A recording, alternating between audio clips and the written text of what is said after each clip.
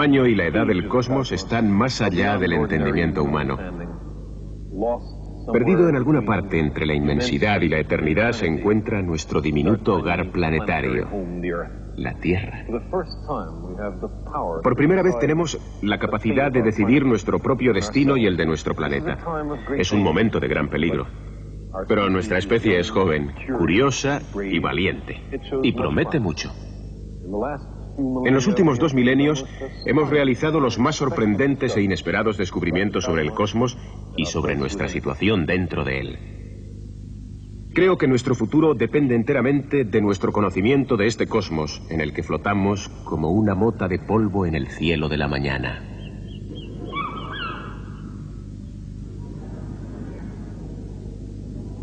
Estamos a punto de comenzar un viaje por el cosmos. Encontraremos galaxias, soles y planetas, vida y conocimiento que nace, se desarrolla y muere, mundos de hielo y estrellas de diamante, átomos en masa como soles y universos más pequeños que átomos. Es también la historia de nuestro propio planeta y de los planetas y de los animales que lo comparten con nosotros. Y es la historia de los seres humanos, de cómo hemos logrado nuestro conocimiento actual sobre el cosmos, de cómo éste ha dado forma a nuestra evolución y a nuestra cultura, marcando nuestro destino.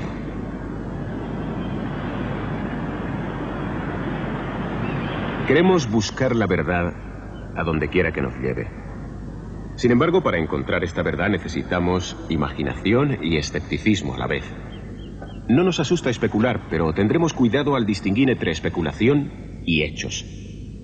El cosmos está repleto, sin duda ninguna, de hermosas verdades, de exquisitas interrelaciones y de la terrible maquinaria de la naturaleza. La superficie de la Tierra es la costa del océano cósmico. En esta costa hemos aprendido casi todo lo que sabemos. Recientemente nos hemos aventurado un poco hacia afuera, quizá hasta la altura del tobillo, y el agua nos rodea tentadora. Una parte de nuestro ser sabe que es de aquí de donde procedemos. Ansiamos volver y podemos hacerlo, porque el cosmos también está dentro de nosotros. Estamos hechos de materia de estrellas y somos el medio para que el cosmos se conozca a sí mismo. Para cada uno de nosotros el viaje comienza aquí. Vamos a explorar el cosmos con la nave de la imaginación, sin las ataduras de los límites ordinarios de velocidad y tamaño, dirigidos por la música de la armonía cósmica. Puede llevarnos a cualquier lugar en el espacio y en el tiempo. Perfecta como un copo de nieve y orgánica como una semilla de diente de león, nos conducirá a mundos de ensoñación y a...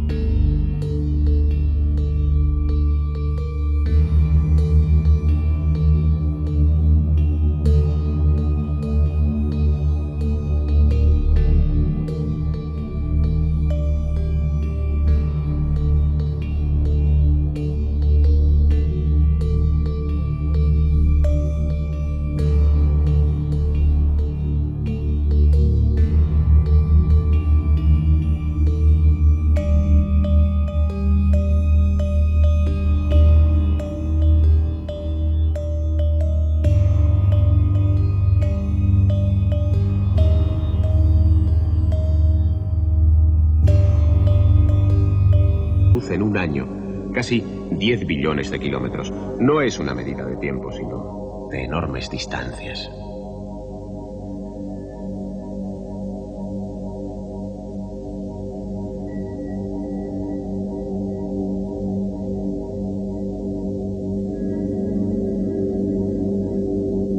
En el conjunto Hércules hay una distancia de unos 300.000 años luz entre cada galaxia.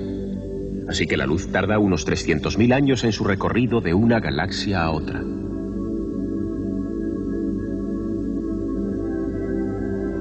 Igual que las estrellas, los planetas y las personas, las galaxias nacen, viven y mueren. Todas suelen pasar por una adolescencia tumultuosa. Durante sus primeros 100 millones de años, sus núcleos pueden estallar, despidiendo grandes chorros de energía que producen un eco a lo largo del cosmos.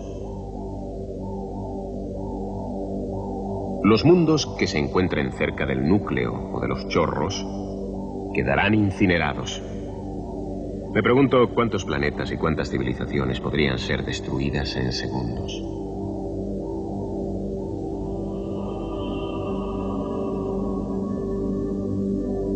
En la nebulosa Pegaso hay una galaxia anular que es el resultado de la colisión de dos galaxias que salpica el espacio cósmico.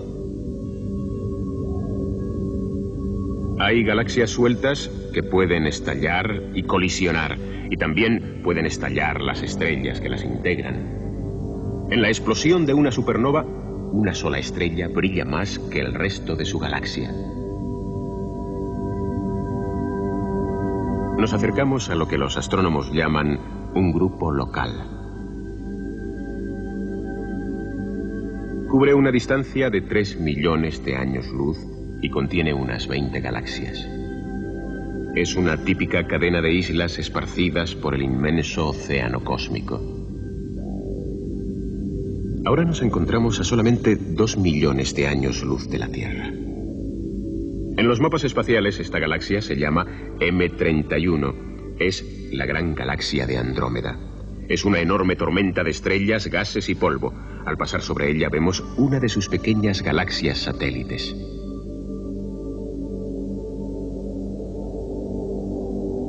Tanto las nebulosas como las estrellas de cada galaxia se mantienen juntas por efecto de la gravitación universal. Hay cientos de nebulosas globulares que rodean a la M31. Nos estamos acercando a una de ellas. Cada nebulosa gira alrededor del núcleo de la galaxia. Algunas contienen hasta 1 millón de estrellas diferentes. Cada nebulosa globular es como un enjambre de abejas sujetas por la gravedad, siendo cada abeja un sol.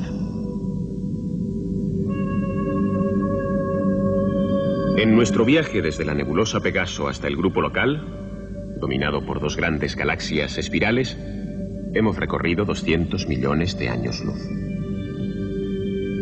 Más allá de la M31, hay otra galaxia muy similar con sus brazos espirales que giran lentamente una vez cada 250 millones de años.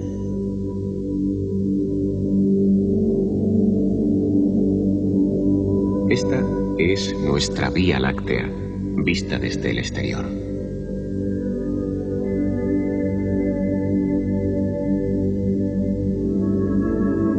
Esta es la galaxia de la especie humana.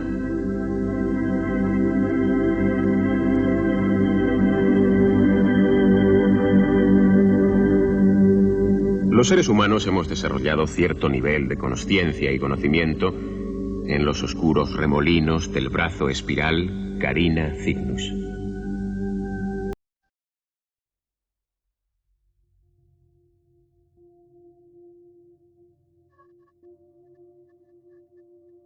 Existen 400.000 millones de soles concentrados en su brillante núcleo y esparcidos a lo largo de sus brazos espirales.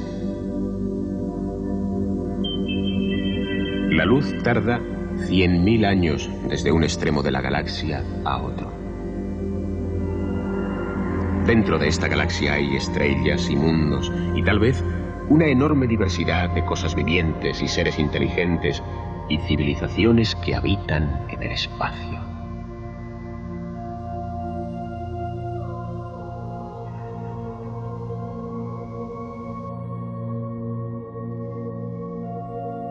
Hay restos de la supernova esparcidos entre las estrellas de la Vía Láctea. Son los restos de una colosal explosión estelar.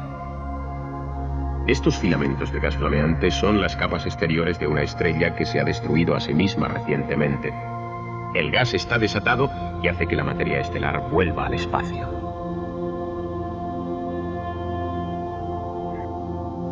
Y en su centro están los restos de la estrella original, un denso y encogido fragmento estelar llamado púlsar, un faro natural que silba y centellea, un sol que gira sobre sí mismo 2 veces por segundo.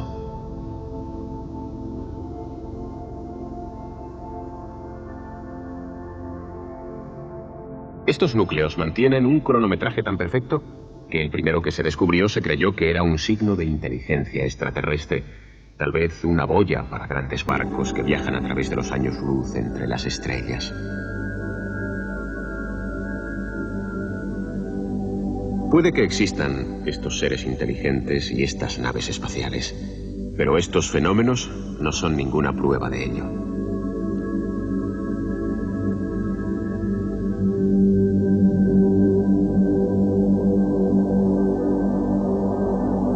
Son, en cambio, la demostración palpable y triste de que nada es eterno. Las estrellas también mueren. Continuamos en nuestra vertical caída a miles de años luz hacia el plano de la galaxia. Esta es la Vía Láctea. Nuestra galaxia vista de canto, miles de millones de hornos nucleares que convierten la materia en luz estelar.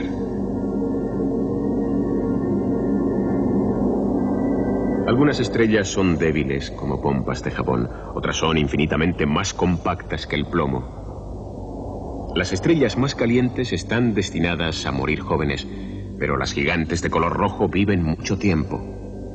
Estas estrellas ni siquiera tienen planetas deshabitados. Sin embargo, las enanas amarillas como el Sol son de mediana edad y mucho más comunes. Estas estrellas pueden tener sistemas planetarios y por primera vez en nuestro viaje cósmico encontramos en estos planetas extrañas formas de materia, hielo y roca, aire y agua.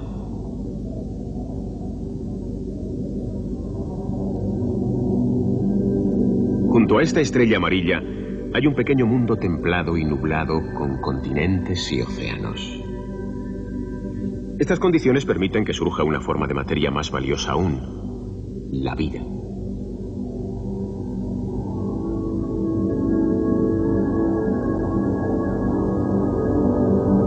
Pero esto no es la Tierra. Seres inteligentes han evolucionado y remodelado esta superficie planetaria en una empresa de ingeniería masiva. En la galaxia de la Vía Láctea puede haber muchos mundos en los que la materia haya llegado a la consciencia.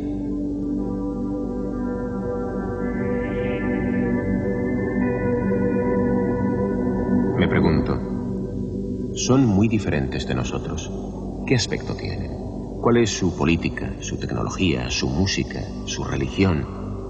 ¿O tienen modelos de cultura que nosotros no podemos ni imaginar?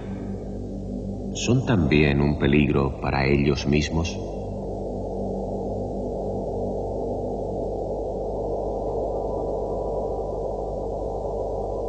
Entre las muchas nubes de gas interestelar hay una nebulosa llamada Orión que se encuentra solamente a 1500 años luz de la Tierra.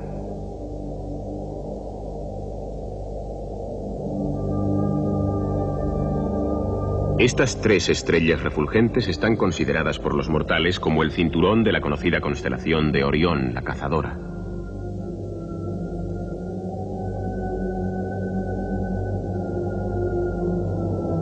Desde la Tierra aparece en nebulosa como un parche de luz la estrella central de la espada de Orión.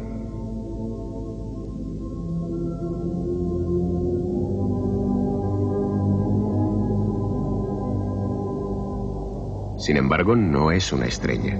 Es algo completamente distinto. Una nube que cubre uno de los lugares secretos de la naturaleza.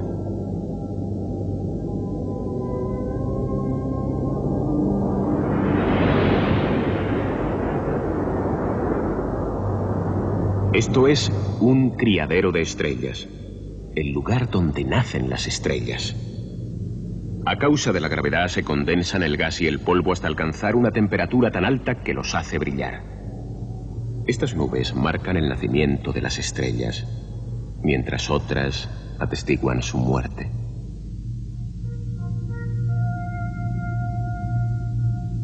Después de que las estrellas se condensan en los interiores ocultos de las nubes interestelares, ¿qué les ocurre? Las Pléyades son un grupo suelto de estrellas jóvenes que solamente tienen 50 millones de años. Estas jóvenes estrellas están sueltas en la galaxia, todavía rodeadas por trozos de nebulosa, del gas y el polvo que las forman.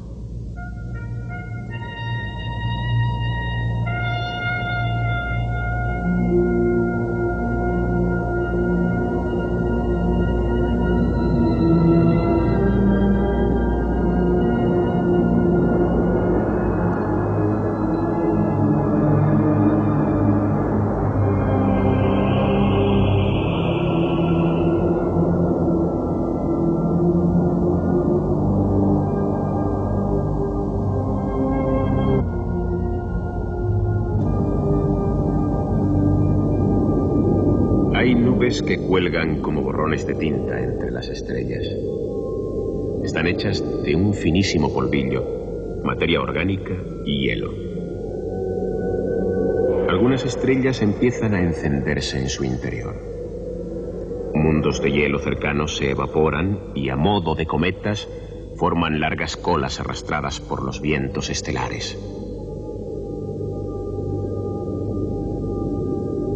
Están llenas de moléculas orgánicas. Los moldes de la vida están en todas partes. Se hacen fácilmente.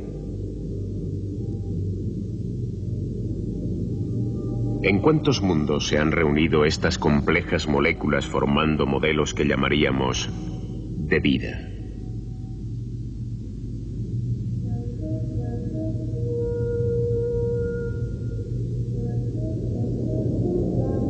La mayoría de las estrellas pertenecen a sistemas de 2 o 3 o muchos soles unidos por la gravitación. Cada sistema se encuentra separado de los demás por una distancia de años luz. Nos estamos acercando a una estrella enana amarilla común que está rodeada por un sistema de 9 planetas, docenas de lunas, miles de asteroides y miles de millones de cometas. La familia de nuestro Sol. A solamente 4 horas luz de la Tierra se encuentran el planeta Neptuno y su satélite gigante, Tritón. Todavía están envueltos en el más profundo misterio.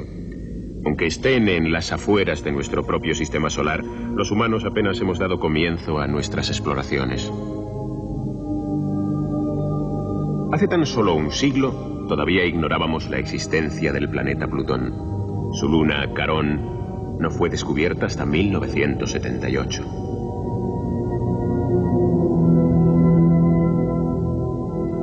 Los anillos de Urano fueron detectados por primera vez en 1977. Incluso tan cerca de la Tierra hay nuevos mundos que incluir en nuestros mapas. Saturno es un gigantesco mundo de gas. Si tiene una superficie sólida, debe estar muy por debajo de las nubes que vemos. Los majestuosos anillos de Saturno están compuestos por cientos de millones de copos de nieve que le rodean.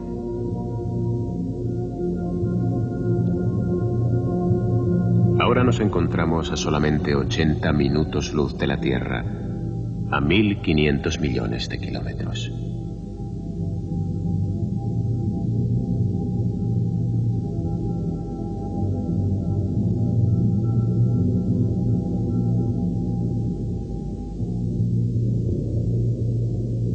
El planeta más grande de nuestro sistema solar es Júpiter. Por su cara oscura, fantásticos rayos iluminan las nubes, según descubrió la nave espacial Voyager en 1979.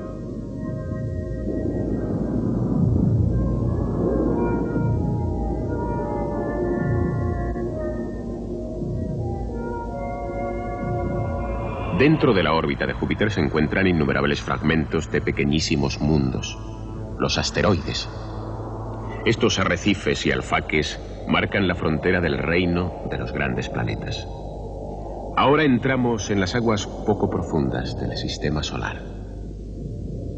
Aquí encontramos mundos de atmósferas ligeras y superficies sólidas, planetas parecidos a la Tierra que piden ser explorados. Este mundo es Marte. En 1976, después de un año de viaje, 2 exploradores robot de la Tierra aterrizaron en esta costa extranjera. En Marte...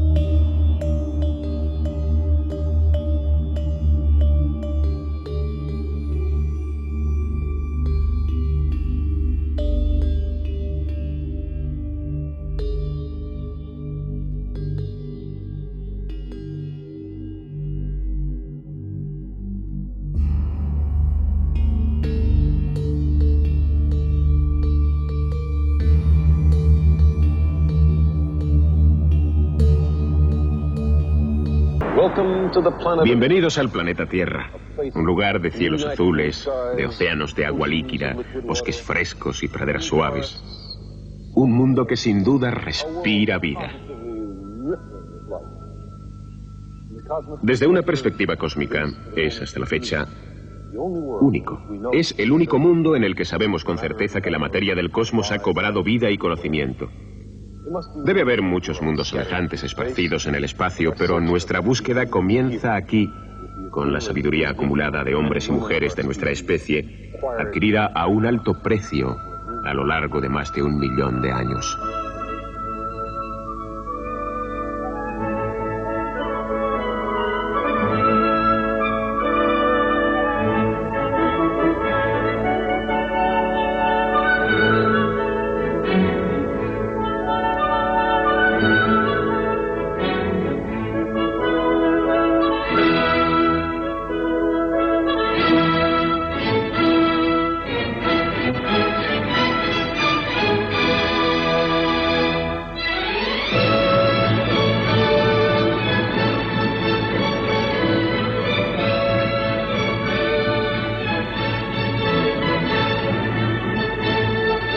Hubo un tiempo en el que nuestro pequeño planeta parecía inmenso, cuando era el único mundo que podíamos explorar.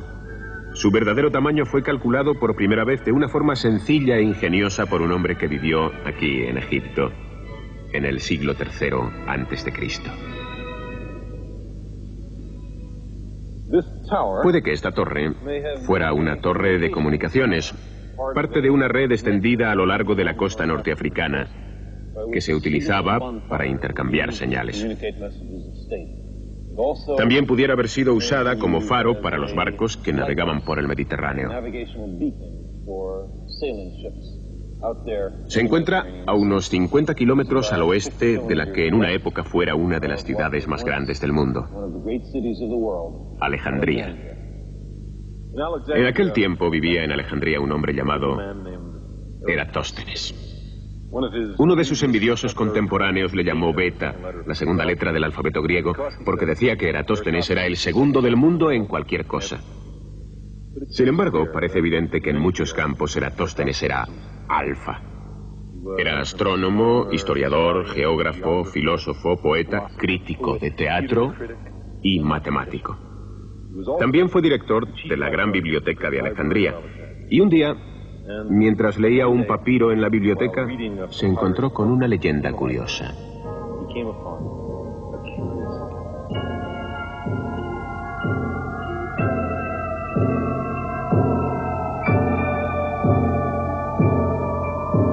Hacia el sur, leyó, en la frontera de Saín, se podía observar algo muy notable en el día más largo del año.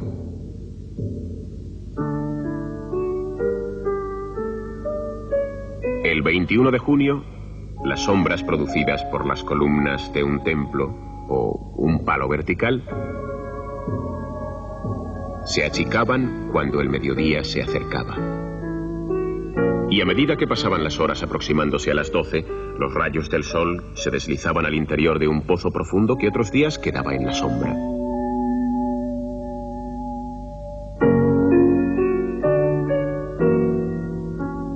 Entonces, precisamente a las 12, las columnas no daban sombra y el sol brillaba directamente sobre el agua del pozo.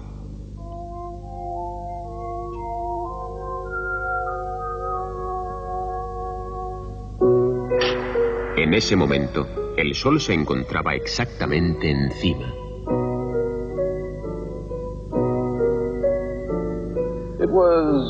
Era una observación a la que cualquier otra persona no hubiera prestado atención. Las estacas, las sombras, las reflexiones de luz en los pozos, la posición del sol eran temas cotidianos. ¿Qué importancia podían tener? Sin embargo, Eratóstenes era un científico y su estudio de estos temas cotidianos cambió el mundo. En cierta forma, hizo el mundo.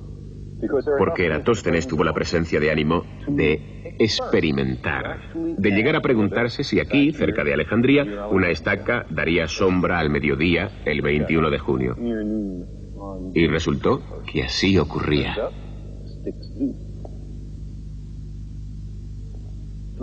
Alguna persona muy escéptica diría que el informe de Saín estaba equivocado. Sin embargo, era una observación acertada. ¿Por qué iba a mentir nadie sobre un tema como este? Eratóstenes se preguntaba a sí mismo cómo era posible que en el mismo momento una estaca en Saín no diera sombra y una estaca en Alejandría, que estaba a 800 kilómetros al norte, diera una sombra muy definida. Aquí tenemos un mapa del antiguo Egipto. He colocado dos obeliscos. Uno aquí en Alejandría y otro en Saín. Si en un momento dado ninguno de los dos diera sombra, ninguna sombra, sería perfectamente comprensible siempre que la Tierra fuera plana. Si la extensión de la sombra de Saín es la misma que la de Alejandría, también tendría sentido en una Tierra plana. Pero, ¿cómo es posible, se preguntaba Eratóstenes, que en el mismo instante no hubiera sombra alguna en Saín y, sin embargo, sí la hubiera en Alejandría? La única respuesta era que la superficie de la Tierra era curva. No solamente esto, sino que cuanto mayor era la curvatura, mayor era la diferencia en el tamaño de las sombras. El Sol está tan lejos que sus rayos se hacen paralelos cuando alcanzan la Tierra. Obeliscos situados en diferentes ángulos con relación a los rayos del Sol darán sombras de diferentes tamaños. Según la diferencia observada en el tamaño de la sombra, la distancia entre Alejandría y Siena tendría que ser de un arco de 7 grados. Según esto, si se pueden imaginar estas estacas llegando hasta el centro de la Tierra, se cruzarían con un ángulo de unos 7 grados. 7 grados es más o menos la 50ª parte de una circunferencia de la Tierra completa, de 360 grados. Eratóstenes sabía cuál era la distancia entre Alejandría y Saín. Sabía que era de 800 kilómetros. ¿Por qué? Porque contrató a un hombre para que midiera la distancia con el fin de poder hacer el cálculo de que hablo. Bien, 800 kilómetros por 50 son 40.000 kilómetros, y esa debe ser la circunferencia de la Tierra. Esa es la distancia que hay que recorrer para dar la vuelta a la Tierra. Y es la respuesta correcta. Eratóstenes no tenía más herramientas que palos, ojos, pies y cabeza, y un gran deseo de experimentar.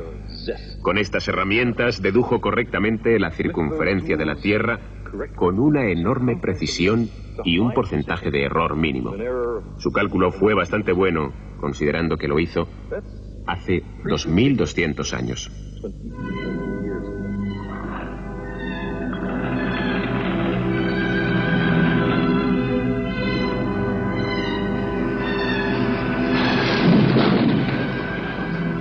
Entonces, como ahora, el Mediterráneo estaba rebosante de barcos, mercantes, pesqueros y flotillas navales. Aunque también se hacían viajes a lo desconocido. 400 años antes de Eratóstenes, África era circunnavegada por una flota fenicia a las órdenes del faraón egipcio Necho. Probablemente zarparon del Mar Rojo en barcos tan frágiles y abiertos como estos, en dirección a la costa este de África. Luego, siguieron hacia el norte por el Atlántico y volvieron por el Mediterráneo. Este viaje épico duró 3 años, lo mismo que tardó el Voyager en ir de la Tierra a Saturno. Después de Eratóstenes, tal vez algunos intentaron circunnavegar la Tierra, pero ninguno lo logró hasta los tiempos de Magallanes y Elcano. ¿Cuántas historias de aventuras debieron contarse para que los marineros y navegantes, los hombres prácticos del mundo, arriesgaran sus vidas por las teorías de un científico de la antigua Alejandría?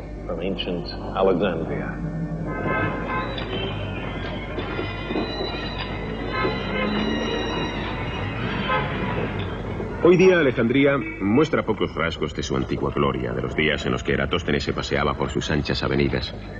Durante siglos, oleadas de conquistadores convirtieron sus palacios y templos en castillos e iglesias que luego pasaron a ser minaretes y mezquitas. La ciudad fue elegida por Alejandro Magno como capital del imperio una tarde de invierno del año 333 a.C. Un siglo más tarde se había convertido en la ciudad más grande del mundo. Cada civilización sucesiva ha dejado su huella.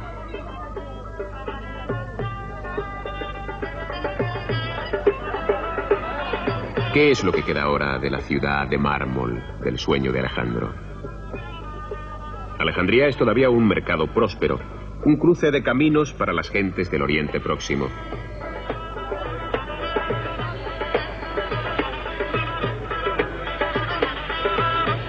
Hubo un tiempo en que estaba radiante de seguridad en ella misma, segura de su poder.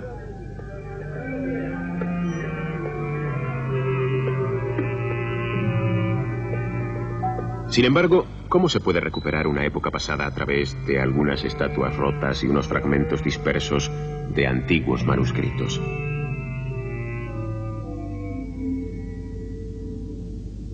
En Alejandría había una biblioteca inmensa y un instituto de investigación en los que trabajaron las mentes más privilegiadas del mundo antiguo.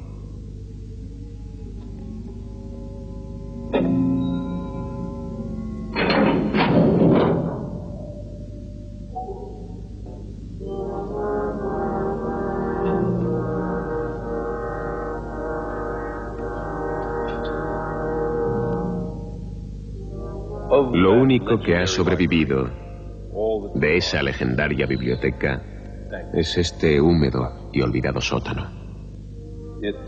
Está en el anexo de la biblioteca, el Serapeum, el cual fue templo en un tiempo y luego nuevamente consagrado a la ciencia. Estas pocas estanterías enmohecidas, que probablemente almacenaron libros, son los únicos restos físicos. No obstante, este lugar fue en un tiempo el cerebro y la gloria de la más grande ciudad del planeta Tierra.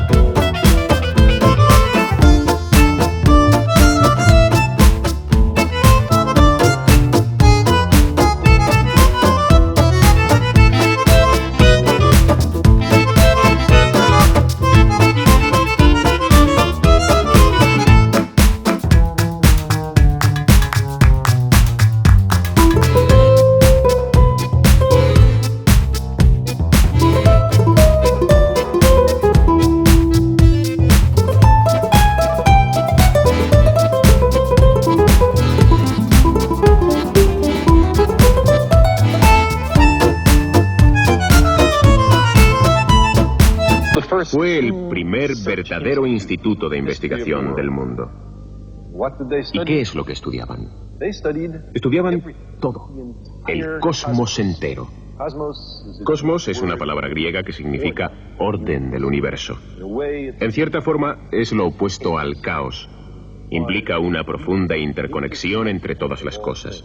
La forma compleja y sutil en la que el universo está formado.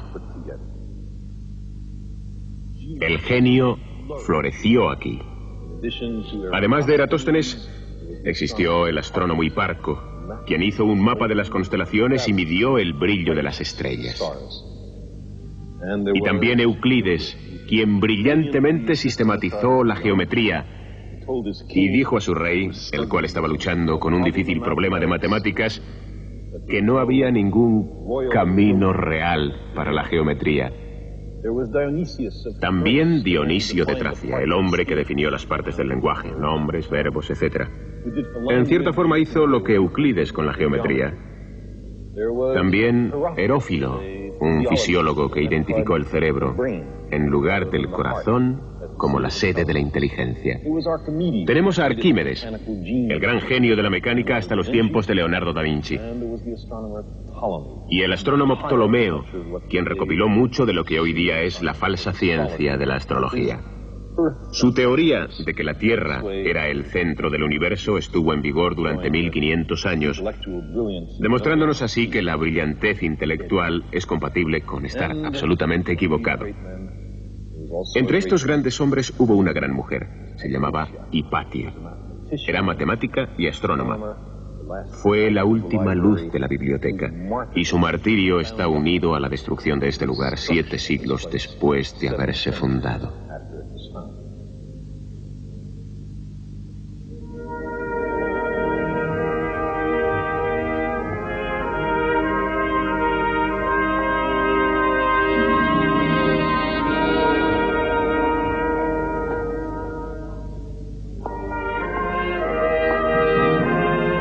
Vean este lugar. Los reyes de Egipto que sucedieron a Alejandro consideraban los avances de la ciencia, la literatura y la medicina como los tesoros del imperio. Durante siglos apoyaron generosamente la investigación y la erudición, una actitud civilizada compartida por pocos jefes de Estado tanto entonces como ahora.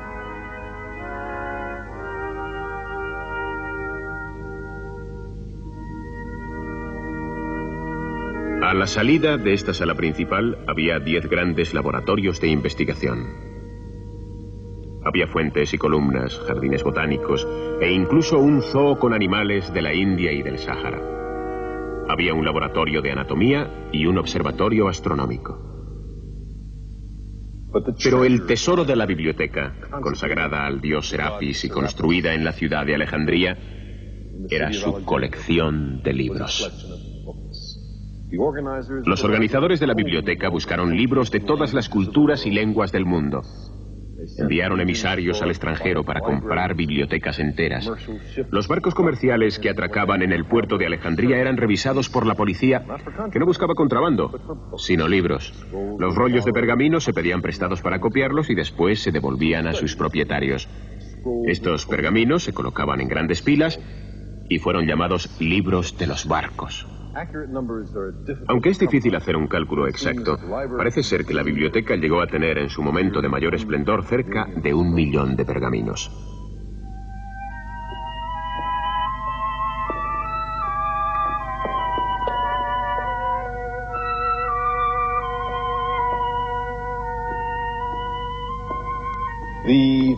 La caña de papiro crece en Egipto. Es el origen de nuestra palabra papel. Y cada uno de los millones de volúmenes que en una época existieron en esta biblioteca fueron escritos a mano en rollos de papiro. ¿Qué ha sido de todos estos libros? La misma civilización que los creó los desintegró. La biblioteca fue destruida.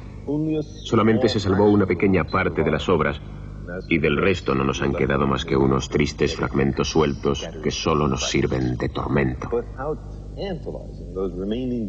Por ejemplo, sabemos que en un tiempo existió aquí un libro escrito por el astrónomo Aristarco de Samos, el cual defendía la teoría de que la Tierra era un planeta más que giraba alrededor del Sol y que las estrellas estaban enormemente lejos.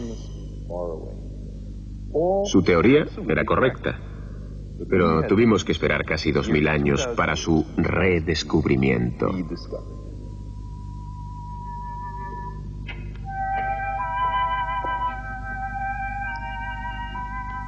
La astronomía abundaba en la biblioteca de Alejandría. Hiparco, Ptolomeo. Y aquí tenemos a Aristarco. Aquí está su libro. ¿Cómo me gustaría poder leer este libro? Saber cómo Aristarco hizo sus cálculos. Pero ha desaparecido del todo y para siempre. Si multiplicamos por 100.000 nuestro sentido de la pérdida de esta obra de Aristarco, podremos empezar a apreciar la grandeza del logro de la civilización clásica y la tragedia de su destrucción. Sin duda hemos avanzado mucho en el campo de la ciencia con relación a lo que se conocía en los tiempos antiguos, pero existen lagunas irreparables en nuestros conocimientos históricos. Imagínense cuántos misterios del pasado podrían resolverse con una tarjeta de lector para esta biblioteca. Sabemos, por ejemplo, que existió una historia del mundo en 3 volúmenes, ahora desaparecida, escrita por un sacerdote de Babilonia llamado Berosus. El primer volumen abarcaba desde la creación del mundo hasta el diluvio universal, periodo que él decía que había durado 432.000 años, o unas 100 veces más que la cronología del Viejo Testamento. ¿Cuántas maravillas habría en los libros de Berosus? El motivo de haberles llevado 2000 años atrás hasta la biblioteca de Alejandría es porque fue allí donde se empezó a recopilar de una forma seria y sistemática el conocimiento del mundo. Esta es la Tierra tal como la conoció Eratóstenes, un pequeño mundo esférico flotando en la inmensidad del espacio y el tiempo. Por fin comenzábamos a entender nuestra verdadera relación con el cosmos. Los científicos de la antigüedad dieron los primeros pasos en esa dirección antes de que su civilización se desmoronara. Pasada la época de la superstición y la ignorancia, se llegó a un redescubrimiento general de las obras que estos sabios realizaron aquí, lo cual dio lugar al Renacimiento, que fue naturalmente una poderosa influencia sobre nuestra cultura. Cuando en el siglo XV Europa estuvo por fin preparada para despertar de su largo sueño, recurrió a algunos de los instrumentos, libros y conceptos que existieron aquí más de 1000 años antes.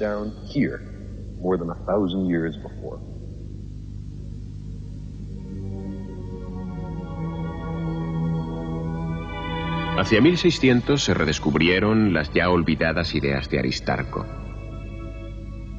Johannes Kepler construyó unas elaboradas maquetas para comprender el movimiento y la disposición de los planetas, el movimiento del reloj de los cielos.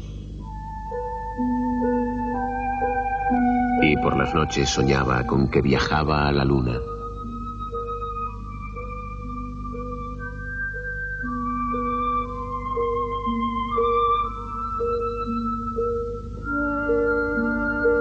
Sus principales herramientas científicas eran las matemáticas de la Biblioteca de Alejandría y un fiel respeto a los hechos, por muy perturbadores que fuesen.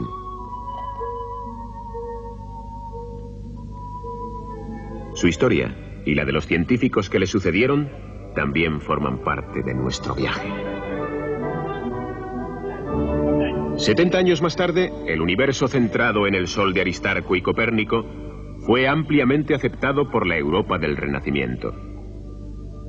Nació la idea de que los planetas eran mundos gobernados por las leyes de la naturaleza, y el interés científico se volcó en el movimiento de las estrellas. La exactitud en la medición del tiempo permitió que se realizaran grandes viajes de exploración en barcos de vela que envolvían la Tierra.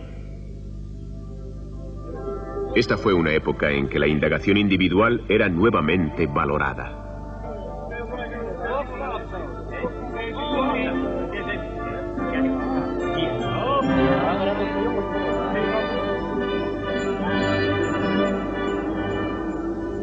$250 años más tarde, la Tierra había sido explorada en su totalidad. Los nuevos aventureros ponían ahora su interés en los planetas y las estrellas. Se reconoció a las galaxias como grandes conjuntos de estrellas, islas de universos a una distancia de millones de años luz. Hacia 1920 los astrónomos empezaron a medir la velocidad de las lejanas galaxias. Descubrieron que las galaxias se alejaban unas de otras. Ante el asombro de todos, el universo entero estaba extendiéndose. Los humanos habíamos comenzado a sondear en las auténticas profundidades del tiempo y el espacio.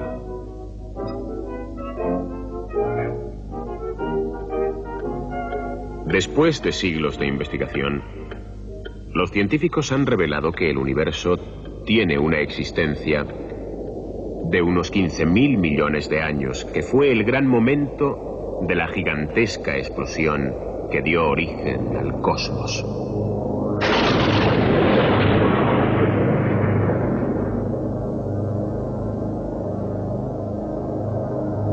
El calendario cósmico resume la historia del universo en un año. Si el universo comenzó el 1 de enero, la Vía Láctea no se formó hasta mayo. En junio, julio y agosto debieron aparecer otros sistemas planetarios, pero nuestro Sol y nuestra Tierra no aparecerían hasta mediados de septiembre. Poco después nacería la vida. Todo lo que hemos hecho los humanos ocurrió en ese punto brillante en la parte inferior derecha del calendario cósmico. La gigantesca explosión está en la parte superior izquierda, en el primer segundo del 1 de enero. Nuestro tiempo presente se sitúa 15.000 millones de años más tarde, en el último segundo del 31 de diciembre. Cada mes tiene 1.250 millones de años y cada día representa 40 millones de años. Cada segundo son unos 500 años de nuestra historia. Un abrir y cerrar de ojos en el panorama del tiempo cósmico.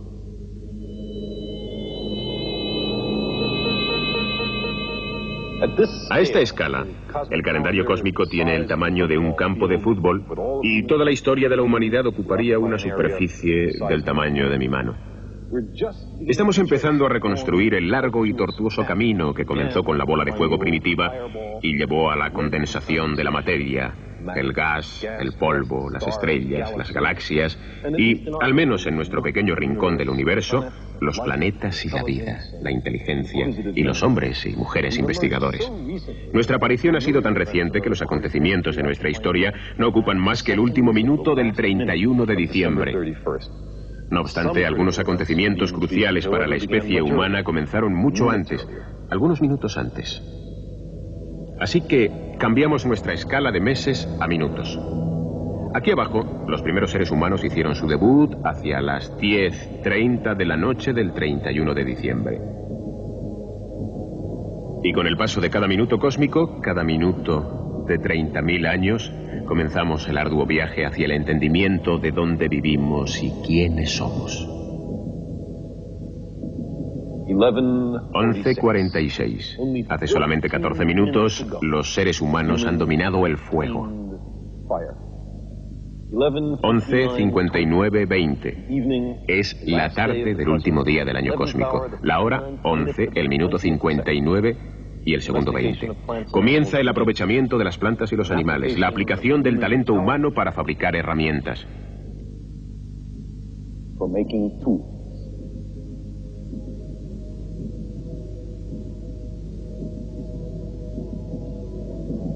11:59:35. Las comunidades agrícolas emigran a las grandes ciudades. La aparición de los seres humanos en el calendario cósmico es tan reciente que nuestra historia ocupa solamente los últimos segundos del último minuto del 31 de diciembre. En el inmenso océano del tiempo que representa este calendario, todos nuestros recuerdos están confinados en este pequeño cuadro.